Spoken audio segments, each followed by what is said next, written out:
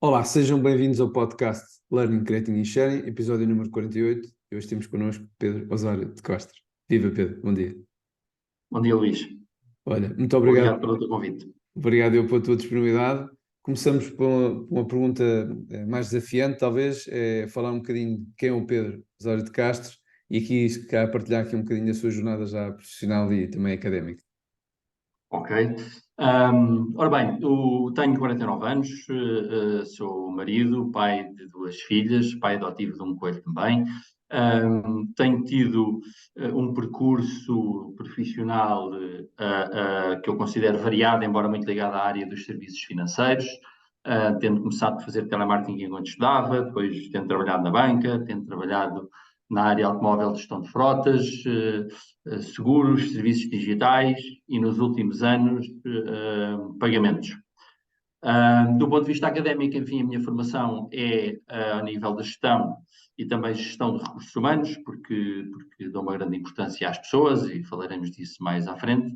E Uhum. depois sou uma pessoa que procura também ter vários interesses, não só interesses pela sociedade, política, mas também, naturalmente, cinema, música, algum desporto, colecionismo, e, portanto, procuro também ser uma pessoa que está atenta ao mundo que a rodeia. E, portanto, procuro, de alguma forma, uma certa diversidade e uma certa variedade, digamos assim. Boa, excelente. Assim, de uma certa forma, não focar só no mundo, vamos lá, pagamentos, por assim dizer, que tem sido, Exatamente. é o teu core business, vai por assim dizer, mas também estar envolvido no mundo global e digital.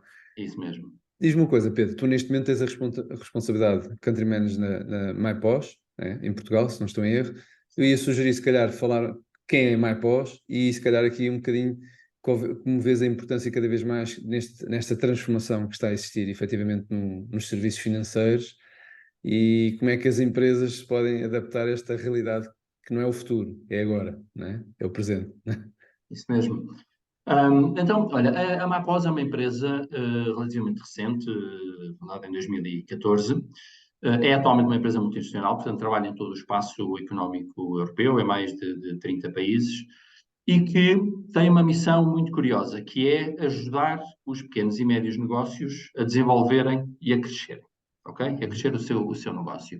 De uma forma muito simples, que é disponibilizando uma solução muito acessível. Um cliente queira aceitar pagamentos com a após nem precisa de fazer investimento, porque pode, enfim, abrir uma conta gratuita e ter uma app no seu telemóvel ou no seu tablet e aceitar pagamentos dessa forma, mas também pode investir num terminal a partir de 19 ou de 29 euros, mais IVA, que é uma solução extremamente acessível. Uhum. Não tem mensalidades, não tem fidelizações, portanto, e por outro lado, disponibiliza aos seus clientes o dinheiro que recebem de forma instantânea nessa mesma conta. E, portanto, um pequeno negócio que, um restaurante, por exemplo, que teve o seu período de almoço, não é? Portanto, teve a Uhum. sua faturação, à tarde precisa pagar ao fornecedor da carne, do peixe, da fruta, e, portanto, Sim. consegue fazê-lo de forma imediata. E, portanto, a missão da MyPOS é exatamente essa: é ajudar os pequenos e médios negócios a crescer, facilitando naturalmente a aceitação de pagamentos, que é uma forma de dar algum boost ao negócio, não tendo entraves ao pagamento, não é? E, portanto, Claro. essa é uma das missões que tem sido cumprida com sucesso, felizmente. E uma excelente missão, porque se nós olharmos não só no contexto de Portugal, né, que pequenas e médias empresas é a realidade, a importância hoje em dia do cash flow imediatamente após a disponibilidade desse dinheiro e não ficar bloqueado e não prejudicar a empresa e até poder ter algumas repercussões negativas nessa empresa se não tiver esse dinheiro, né, perante os fornecedores. Né? Exatamente. Nomeadamente quando estamos a falar de pequenos negócios, não é? Que essa liquidez é importante. Imagina, por exemplo, um táxi, não é? Que fez um conjunto de corridas numa manhã, Claro. faturou 100 euros, por exemplo, precisa pôr combustível, não é? Uhum. A nossa solução faz de forma imediata. Portanto, tenho Sim. todas aquelas corridas que fez durante a manhã, recebeu instantaneamente o respectivo dinheiro e tem um cartão, portanto, vai ao posto de combustível Claro. e consegue fazê-lo. E, portanto, quem diz o táxi diz o restaurante, como explicámos, o café, a Claro. pastelaria, o cabeleireiro, enfim, todos esses negócios que têm, de facto, uma necessidade de uma liquidez imediata, Uhum. conseguem, de facto, fazê-lo e ter, de facto, esta flexibilidade e esta facilidade. E acaba por ser uma vantagem competitiva, porque face aos, vamos lá chamar os serviços tradicionais, por assim dizer, talvez os mais conhecidos, isto acaba por ser uma vantagem que as pessoas têm, no momento, a liquidez, conforme referes. Como é que tu vês da vossa sensibilidade perante o mercado, estas empresas que aparecem perante, que estão, as pessoas têm muito antigo, né? Estão habituadas a este tipo de processo e Sim. agora parece que isto é tudo mais fácil e mais ágil. Como é que eles se comportam da tua sensibilidade, a esta adoção de formas de pagamento mais ágeis, por assim dizer? Aquilo que nós temos notado, felizmente, é uma grande receptividade. Ou Uhum. seja, é verdade que há um conjunto de players tradicionais que Claro, estão assentes em tecnologia chamada legacy, não é? Portanto, claro, modelos mais antigos de tecnologia, e modelos de negócio também um bocadinho mais clássicos. E empresas como a nossa, as fintechs, de facto aparecem com, por um lado, uma componente tecnológica muito importante, que no fundo disponibilizam não apenas um terminal de pagamento, mas sim uma ferramenta de gestão que permite, como é o nosso caso, que o cliente tenha a aceitação de pagamento dos vários canais na mesma plataforma, na mesma solução, seja o pagamento físico, seja o pagamento online. Permite, por exemplo, um pequeno comerciante que nem sequer tenha um website, criar uma loja online através desta plataforma e de forma gratuita. E, portanto, aquilo que nós sentimos felizmente é que o mercado está receptivo a isso. Ou seja, o mercado vê as soluções, vê que as soluções são competitivas e que funcionam bem e que são credíveis, e, portanto, o mercado vai adotando claro. estas soluções que vão sendo desenvolvidas, vão apreciando esta componente tecnológica e esta facilidade, e, portanto, nota-se que, de facto, o mercado está aberto à tecnologia, aberto à inovação. Isso é ótimo. Sim, e acima de tudo, como tu referes, na parte digital, a possibilidade de não só as empresas que não têm um site, como tu estás a dizer muito bem, poderem se disponibilizarem, ou seja, também serem vistos, porque parece que não, apesar de estarmos em 2023, ainda existem muitas empresas que não têm um site, não é? Sim, e embora tenha havido um desenvolvimento Claro, tecnológico muito grande, o processo de transformação digital que comentas, que é de facto um comboio que já saiu da estação e, portanto, que já, já vai a percorrer a sua viagem, mas a verdade é que o país não é apenas Lisboa e Porto, os países não são apenas já. as capitais e as principais cidades, os países são realidades muito mais largas e muito mais complexas, e a verdade é que essa transformação digital não chega a toda a gente ao mesmo tempo, não chega a todo o país ao mesmo tempo, soluções desta natureza, na minha opinião, são muito importantes exatamente por serem acessíveis e, Uhum. portanto, permitem de facto essa expansão e permitem de facto o alcance,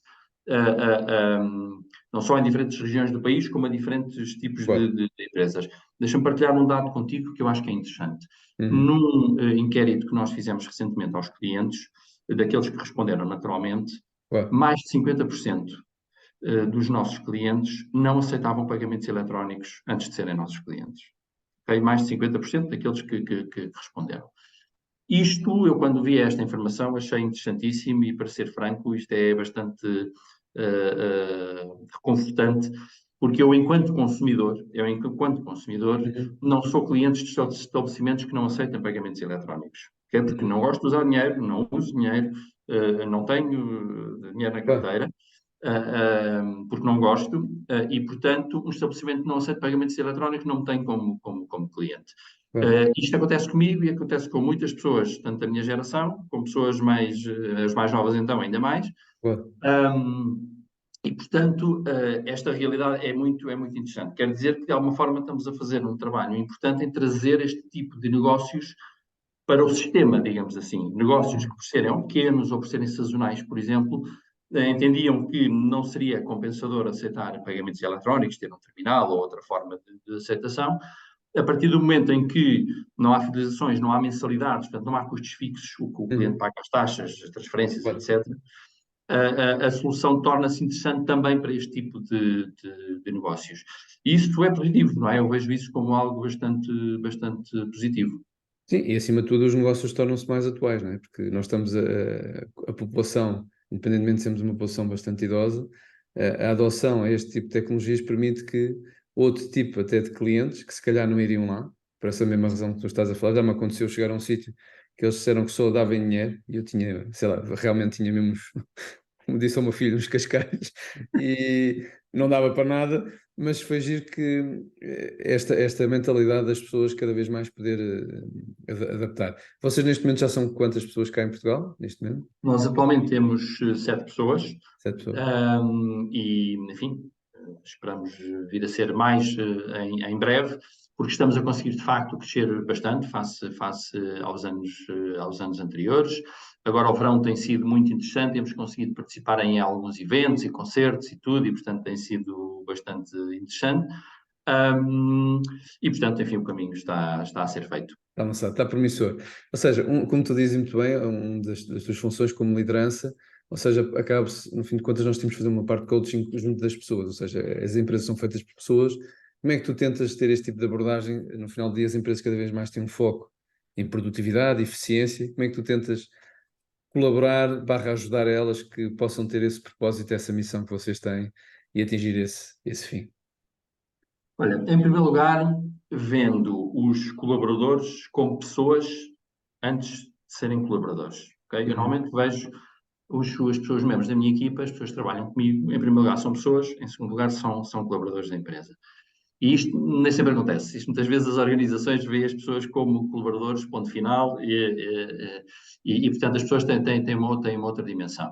E depois procuro criar um ambiente de trabalho saudável, no sentido em que as pessoas são estimuladas a fazer melhor, são, como é que se diz, elogiadas quando fazem um bom trabalho, mas também são chamadas à atenção quando não Claro. fazem. Um ambiente onde as pessoas são livres naturalmente de participar, de dar a sua opinião, de contribuir, onde são ouvidas, procuramos ouvir as pessoas, se calhar nem sempre conseguimos fazer no dia a dia com a frequência que Claro. gostaríamos, que as rotinas muitas vezes acabam por engolir, digamos assim, muitas das coisas que queremos fazer. Um, não há lugar a tóxicos, não há lugar a tóxicos. Certo. No passado em que isso aconteceu, enfim, resolveu-se o assunto, porque permitir um tóxico na equipa é deixar minar, não é o ambiente da equipa. E, portanto, essencialmente, eu diria que ter um ambiente saudável, onde as pessoas gostem de trabalhar, onde sintam que são valorizadas, onde sintam que também são ouvidas, há coisas que podemos alterar, há outras que nem sempre. E vendo as pessoas como pessoas em primeiro lugar, na sua dimensão Uhum. humana. Penso que isto é determinante para as pessoas de facto sentirem que são parte de algo, que não são apenas um elemento que está ali, Claro. como se fossem um motor do Um automóvel, número. não é? Claro. Ou uma peça num computador. Claro. Ok. Diz-me uma coisa, no âmbito da MyPós Portugal, acabou por ter aqui um conjunto de iniciativas, vamos lá, inovadoras, no desenvolvimento de novos produtos. Como é que vocês tentam passar esta mensagem perante os vossos clientes, de ser que são mais competitivos e que efetivamente existem outras formas de trabalhar como eles trabalham diariamente, se calhar? Sim. Uma das questões é, nós não nos limitamos a disponibilizar a um cliente um terminal de pagamento, ao contrário do que é normal no mercado, digamos Uhum. assim, não é? Se fores, imagina, a um banco, vou pedir uma solução de pagamento, eles vão-te colocar um terminal e já está. Aquilo que nós dizemos aos nossos clientes é, note que quando, como é normal, um cliente está a comprar propostas, por exemplo, Claro. não é? Aquilo que nós dizemos é exatamente isso. Note que aquilo que lhe estamos a disponibilizar não é apenas um terminal de pagamento. Não é? Esse terminal vai estar numa plataforma onde o senhor tem a informação toda em tempo real, porque há o tal Uhum. settlement instantâneo, portanto, o Claro. tal crédito dos valores de forma instantânea, e, portanto, tem a informação toda em tempo real, consegue consultar a informação geral de todos os terminais que tem, mas também consegue consultar terminal a terminal, consegue exportar aquela informação para fazer para um fecheiro Excel e mandar para a contabilidade, ou inclusivamente integrar esta plataforma com o seu ERP, se for o caso, se for uma realidade mais complexa, consegue ter os sistemas de faturação nos terminais e, portanto, e como eu tinha referido antes, ter a aceitação de pagamentos dos vários canais na mesma solução, e, portanto, isto é um fator diferenciador, porque estamos a falar de uma ferramenta de gestão. Porque um dos desafios, provavelmente vamos falar disso um bocadinho mais à frente, que é um dos desafios da transformação digital e um dos Uhum. desafios das empresas é as ferramentas de gestão. Não é apenas produtos e soluções que Certo. colocamos no mercado, muitas vezes vemos a transformação digital como soluções que nós desenvolvemos e colocamos no mercado. Mas há uma dimensão da transformação digital que é tão ou mais importante do que esta, que é os sistemas e as ferramentas de gestão que eu tenho dentro da minha empresa. Claro. Para conseguir, por um lado, questões de eficiência e produtividade, mas por outro lado, dados, não é? Data, não é? Ou Sim. seja, dados que me permitam criar KPIs, que me permitam monitorizar a minha atividade e que me permitam ter um controle, uma monitorização, que eu gosto mais da palavra monitorização do controle, ter a monitorização da minha atividade no sentido de procurar melhorar, porque aquilo que não se mede não se gera, não é? E, Claro. portanto, este é um desafio muito, muito, muito importante. E, portanto, nós procuramos fazer isso internamente, depois posso dar alguns exemplos disso, mas quando colocamos a nossa oferta no mercado, é exatamente essa a ideia também, que é eu não tenho apenas um terminalzinho que chega ao fim do dia, tenho que fazer o fecho e juntar os talõezinhos, eu tenho Claro. uma ferramenta de gestão que assente em digital, com Sim. uma natureza digital, e que, portanto, me permite ter uma gestão mais eficiente enquanto cliente. Claro, como tu referes, acho que muito bem, ou seja, há uma transformação do próprio negócio, não é? Não é só, como tu dizes muito bem, entregar um terminal, há uma forma de ver o negócio como um todo, né? Ajudar a empresa cada vez mais a perceber 360 graus com a informação que tem disponível, que se calhar há muitas pessoas que não utilizam, né? E se calhar outras utilizam, mas se calhar da forma mais eficiente, ou seja, vocês também ajudam nesta parte de literacia digital, né? Porque acaba por implicar não só a disponibilização de ferramentas, mas também integrar com o que existe já internamente, né? Sim, sim. E sim, procuramos fazê-lo e a ferramenta que temos, como é toda ela digital, portanto, Uhum. assente, como eu expliquei, numa plataforma que o cliente pode aceder tanto no seu PC como numa app de Uhum. telemóvel. Portanto, imagina um dono do restaurante que está de férias nas Bahamas, não é? Chega Claro, à meia da tarde, por exemplo, vai à aplicação do seu telemóvel e vê exatamente como é que correu o dia ou certo. a hora do almoço no seu estabelecimento que está a vários milhares de quilómetros de distância, não é? E Sim. isto obriga, entre aspas, o nosso cliente a adaptar-se a esta realidade digital, porque tem uma Sim. app para consultar, não é? Não anda a ver nos talõezinhos, não é? Portanto, tem uma app para consultar, tem uma plataforma para ver, tem de facto um conjunto de ferramentas digitais para gerir o seu negócio, não é? Uhum. E quem esteja, nomeadamente negócios que são um bocadinho mais clássicos e que Uhum. não tenham tanto esta perspectiva, nós temos um número de clientes interessante no setor do táxi, por exemplo, não é? Que é um Certo. setor mais conservador, não é? Uhum. Pronto, têm que fazer um esforço, todas aquelas pessoas têm que fazer um esforço para lidar com as apps e lidar com esta modernização e com esta sofisticação. E, portanto, como acontece com os restaurantes, pastelarias, pessoas já com mais idade, têm que fazer este esforço e fazem-no, não é? Claro. Às vezes com dificuldade, nós ajudamos e apoiamos, mas fazem-no. E, portanto, estamos a trazer essas pessoas não só para a indústria dos pagamentos, mas também para o mundo digital com estas ferramentas que disponibilizamos e que, enfim, elas têm de usar para usar Claro. a nossa solução. Sim, e acredito que seja, que exista, se tu quiseres partilhar uma ou duas histórias que consideres que sejam relevantes, porque acredito no meio disto, às vezes nós questionamos, que se calhar estamos mais, se calhar aqui up to date, por assim dizer, como é que estas pessoas faziam um negócio nesta realidade agora, né? Eles continuam a fazer da mesma forma e agora quando aparecem estas ferramentas eles têm ali não digo dificuldade, é natural, estamos a falar de adoção e ter maturidade. Algum caso que tu gostes de realçar, que tu digas, ok, isto, se calhar até havia pessoas que tinham esta resistência e agora percebem efetivamente os benefícios de ter uma plataforma como a nossa, independentemente de estejam lá ou não estejam, estão a ver o negócio a funcionar, por assim dizer. Sim.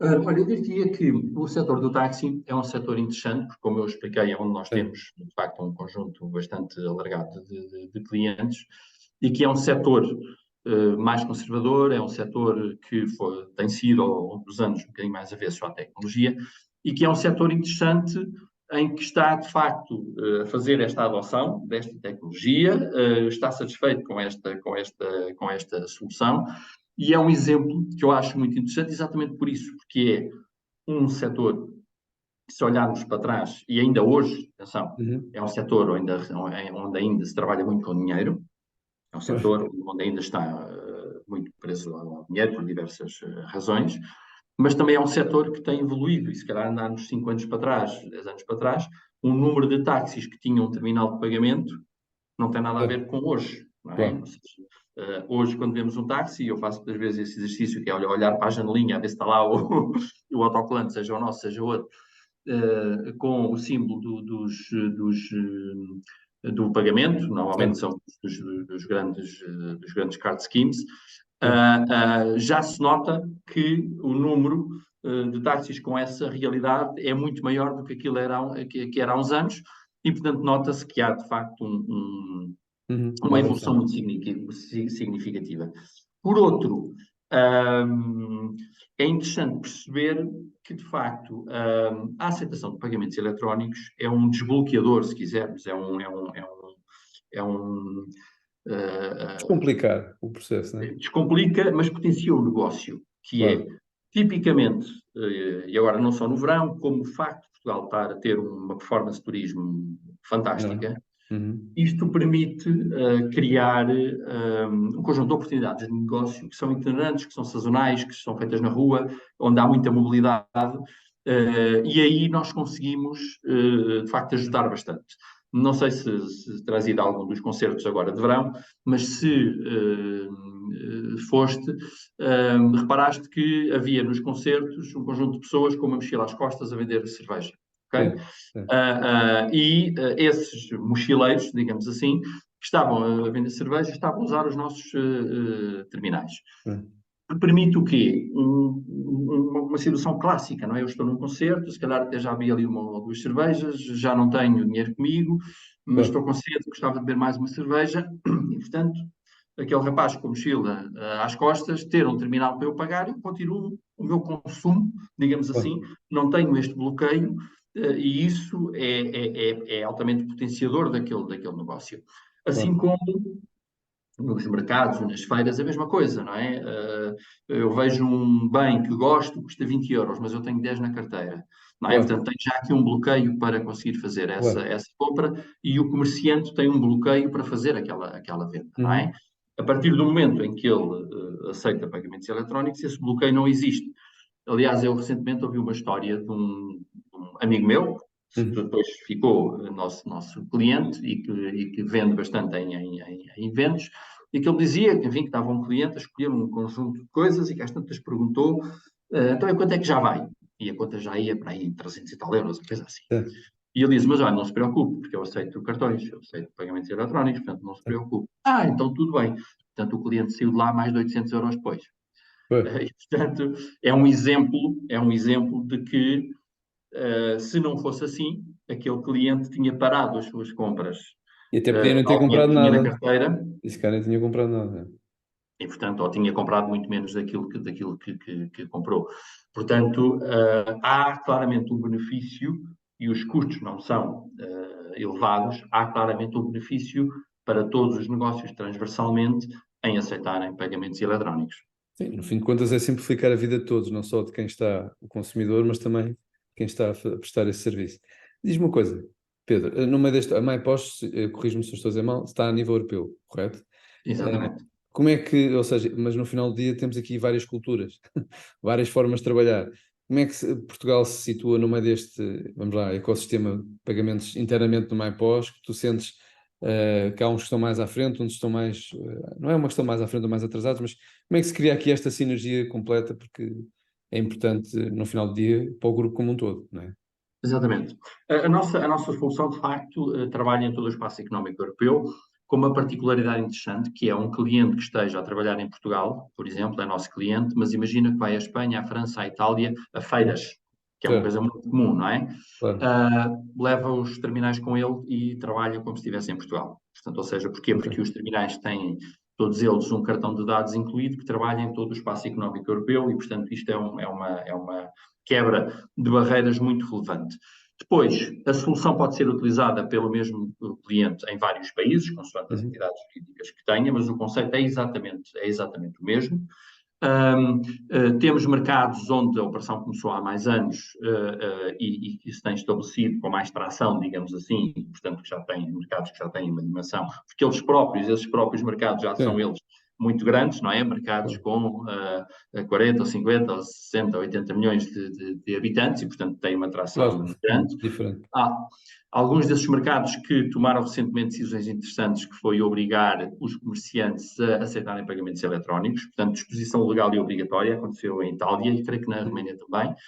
Um, em Portugal, o mercado é naturalmente mais pequeno e é um mercado que tem algumas particularidades e até alguns obstáculos Uhum. que se tem conseguido ir ultrapassando, mas que são alguns obstáculos, que é, por um lado, é um mercado que evoluiu ao longo de muitos anos através dos processadores centrais e da realidade chamada multibanco, não é? Uhum. Certo. Mas, por outro lado, se deixou também apanhar pela tecnologia legacy, digamos assim, e muitos dos grandes players acabaram por não evoluir muito em termos de tecnologia. E depois tem, de facto, algumas barreiras, que é o sistema multibanco, é um sistema fechado, é um sistema muito difícil de aceder pelas fintechs internacionais, porque as fintechs normalmente processam as transações fora de Portugal, não processam através da CIBS, processam fora, e, portanto, aí notamos algumas barreiras Uhum.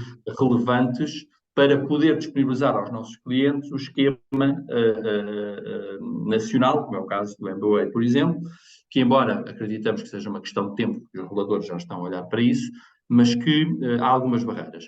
Independentemente disso, como muita da oferta é uma oferta, de facto, uma legacy, digamos assim, com uma Claro, tecnologia sim. mais antiga, abre de facto a porta para as soluções com a tecnologia que nós temos já estado aqui a conversar, entrem e façam o seu caminho exatamente porque os clientes percebem que Claro. é uma solução com uma componente tecnológica muito forte, a tecnologia serve para facilitar a vida e trazer eficiência, e, portanto, esses obstáculos acabamos por conseguir ultrapassá-los exatamente por uma oferta diferenciadora e bastante acessível.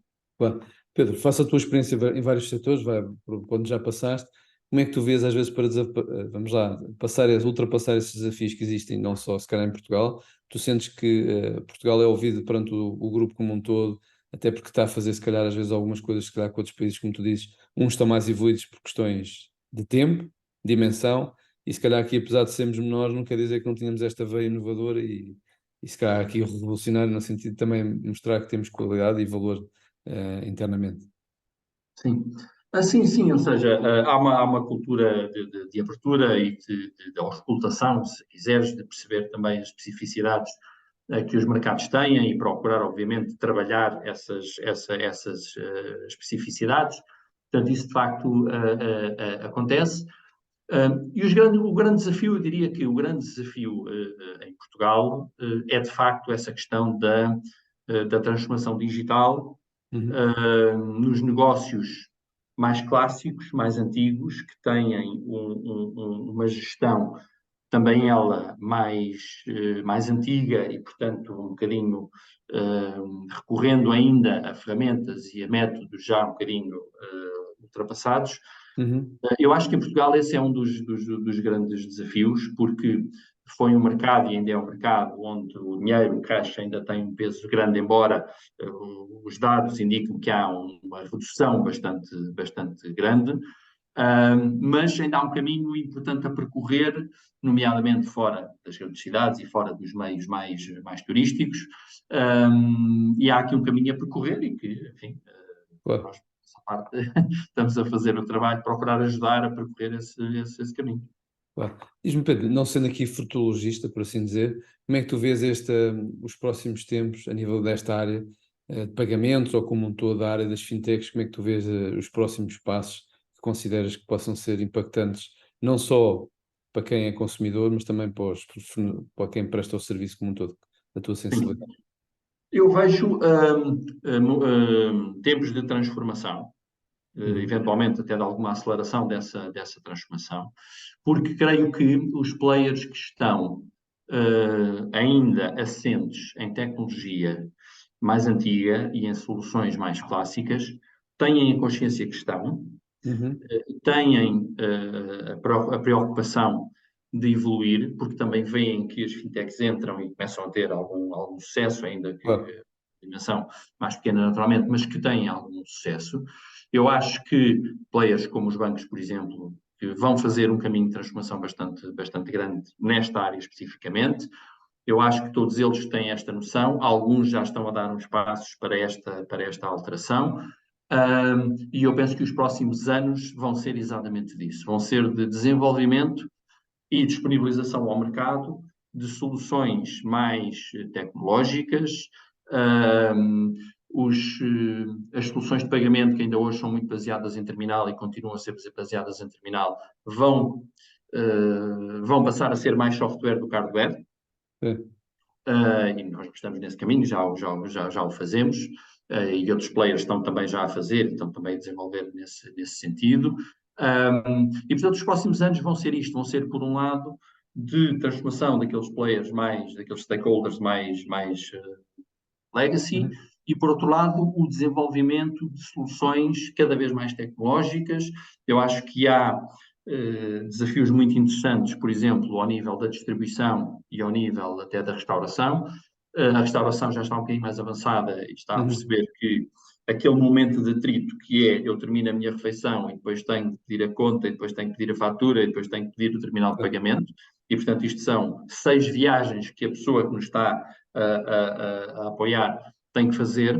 Os restaurantes estão a perceber isto e já há soluções que permitam eu chegar ao fim da minha refeição e, portanto, pagar de forma digital e está feito, que permite também ao restaurante ter uma operação mais eficiente. E depois temos aquele desafio clássico, que eu acho que é um desafio muito importante e que urge abordar, que é a distribuição, ou mesmo o retalho, genericamente falando, que é o caso típico do supermercado, não é? Que eu entro, escolho os meus artigos e depois tenho 10 pessoas à minha frente e estou 15, 20 minutos à espera para poder pagar. Isto é uma coisa que vai se tornar cada vez mais absurdo. Certo. Isto é uma coisa que os consumidores vão cada vez mais rejeitar. Eu até já falo para mim que entro no supermercado, a primeira coisa que faço é olhar para a fila. Está a fila, a fila eu volto a sair. Está uma fila grande, eu volto a sair. E, portanto, depois logo resolvo o assunto. E eu creio que é um desafio de um setor que é muito relevante, que abrange muitos milhões de pessoas, não é? Que usam e que precisam dele.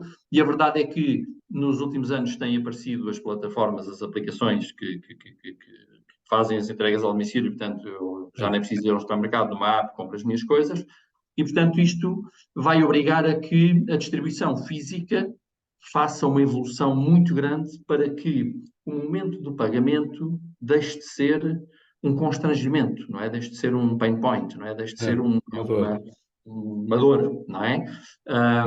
E, portanto, os próximos anos vão ser de transformação muito grande nestas áreas que estamos a falar, na minha modesta visão.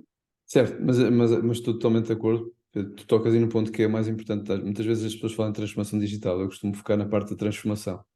Porque há a transformação do modelo de negócio, há a transformação dos processos, há a transformação, entre aspas, das pessoas, da forma como trabalham, e isto não é só pôr assim uns bullet points, isto é um processo contínuo e que por vezes demora o seu tempo de maturidade e também implica também uma parte de literacia das pessoas a perceber que o mundo, né? Porque há pouco tempo, um exemplo se calhar um bocado disparo que estamos aqui a falar, mas quando as pessoas veem aquelas lojas da Amazon, né? Que as pessoas entram e depois as compras e tudo o resto, isto não é o futuro, isto é quase o presente já, né? Não há a capacidade, entre aspas, financeira, né? Porque também não se pode, não é de um dia para o outro que se faz este tipo de coisas, a adotar estas tecnologias também permitir a essas pessoas que existe essa possibilidade, né? É isso mesmo, e deixa-me dizer que eu esperaria, para ser franco, porque esse conceito que mencionas, da Amazon Go, que é um conceito interessante, já tem alguns anos, e eu confesso que esperaria que já fosse uma realidade, porque é como tu dizes, isso não é o futuro, isso é o presente. O que é o presente? Porque a tecnologia já existe, passível de ser instalada, e a verdade é que há projetos a serem desenvolvidos nesse sentido. Eu esperaria que ao dia de hoje já tivéssemos mais soluções dessas instaladas do que aquelas que temos, porque também é curioso que muitos destes assuntos já têm 5 anos ou 10 anos. E a verdade é que demoram bastante tempo a chegar à realidade tangível, digamos assim, ao nosso dia-a-dia, não é? Mas a verdade é que como mencionávamos há pouco, é um comboio que já saiu da estação, Certo. pode levar mais tempo ou menos tempo. Há países em que vai ser mais fácil implementar, porque a cultura de adoção de tecnologia ou de rejeição ao dinheiro é maior do que outros. Agora, vai ser uma realidade, pode levar um bocadinho mais tempo e, normalmente, leva sempre mais tempo do que aquilo que nós esperamos e do que aquilo que nós vaticinamos. Mas é mesmo assim. Sim, eu acho que também há a parte da regulamentação, há a parte da resistência dos próprios fornecedores, há aqui o receio de testar experimentar estas formas de trabalhar, porque já existe realmente em Portugal, tem algumas lojas e neste sentido eu acho que as pessoas têm ainda este receio de perder algum contacto, vamos lá, físico e às vezes esta facilidade de tudo o resto. Sentem que podem perder o controle, talvez, não sei se é essa. Sim, muitas vezes, claro que é normal, e eu até normalmente defendo que as realidades devem ser mistas, ou seja, não faz sentido, imagina, vamos usar um exemplo prático, não faz sentido eu pegar numa loja, um supermercado, por exemplo, e de repente transformá-lo totalmente numa solução totalmente digital, porque há pessoas que não vão conseguir usar essa solução. E esse é um dos desafios das empresas, que é, eu tenho que fazer o caminho da evolução, mas esse caminho não pode ser abrupto, porque eu tenho consumidores de toda a espécie, de todas as idades, com todos os hábitos, e, portanto, eu tenho de acautelar as diferentes realidades. Aquilo que eu acho que é importante fazer é exatamente procurar conjugar as diferentes realidades e eu, enquanto consumidor, quando chego ao momento, neste caso que estamos a falar, quando chego ao momento do pagamento, eu tenho várias opções. Posso ir para a caixa onde está uma senhora ou um senhor, posso ir para uma caixa automática, posso não parar em lado nenhum, porque entretanto, quando entrei Claro. no supermercado, fiz ali aquela autenticação e, portanto, eu ter as várias opções e, portanto, poder usar aquelas com que me sinto mais confortável. Esse é o grande desafio, que é eu, enquanto comerciante, não é? Uhum. Desbloquear a situação e ter as várias opções que se encaixam nos diferentes clientes que eu tenho. Tu há pouco referiste e também considero que tendo em conta que é uma área que eu estou muito ligado, a importância dos dados. Como é que a MyPOS, no teu sentido, tenta usar essa informação para criar novos produtos, personalização ou outro tipo de ferramentas que tu consideras que sejam relevantes, no final de contas podem ser vantagens competitivas a outros players que ainda não estão a tirar partido disso? Sim, nós, enfim, procuramos fazer, enfim, várias coisas. Uma delas, recentemente, temos feito alterações de sistemas, ou seja, adotámos já nos últimos meses um novo CRM, por exemplo, para ter mais informação, não só da área comercial, mas de outras áreas também.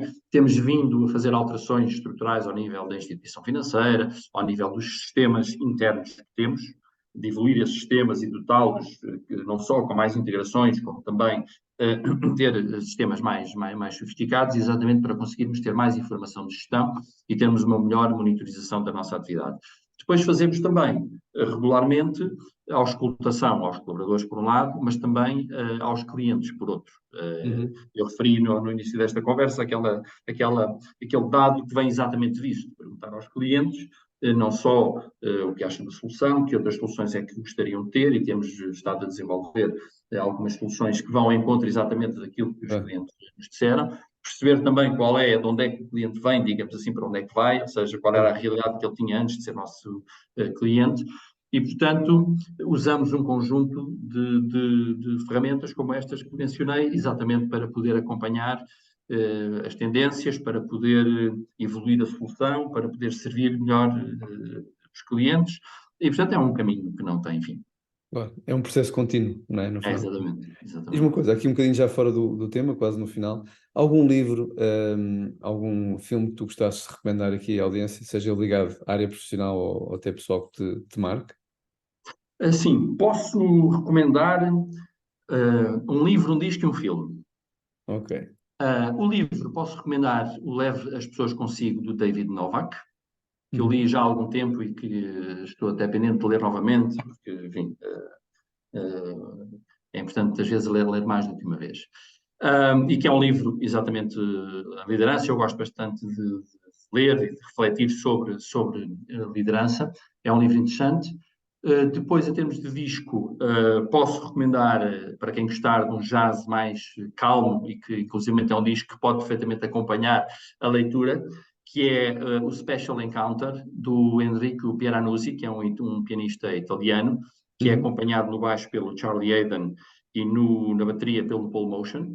É um disco muito calmo, muito tranquilo, que eu gosto bastante e que é um bom companheiro de leitura.